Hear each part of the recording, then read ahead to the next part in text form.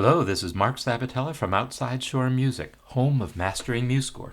In this week's tip, I want to show you the join measures command. This is a command that does pretty much exactly what it says, and it's useful in a lot of different contexts for creating, say, unmetered music where there's no strict time signature, so you might have arbitrary numbers of beats in a measure.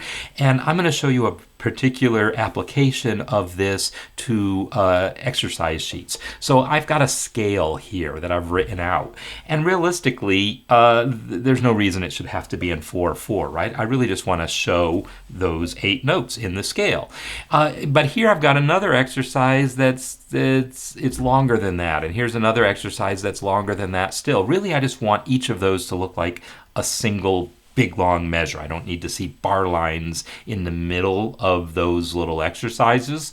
So what I can do is select a couple of measures that I want to combine like this, and then I'm going to go to Tools, and under Measures I'm going to select Join Selected Measures. When I do that, you'll see that now they are all joined, and there's a little plus sign there to tell me that yes, this measure has more beats in it than the time signature indicates. While I'm at it, I could probably hide that time signature by pressing V, and now that's hidden. Now you may have noticed if you were paying attention that the process of joining measures caused me to lose things like I lost the double bar I had there. So you should really do this before you do any other formatting, but I can just go ahead and re-add my double bar.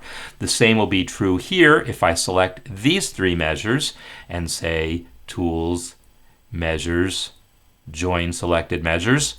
I lose the double bar and I lose that line break that I had added. So I'm going to have to re-add those, but ideally you would do this command before you add your formatting.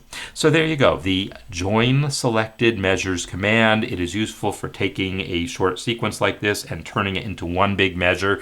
You can also use it for creating much longer measures for other purposes, but I thought this was in itself was a useful application that was worth demonstrating.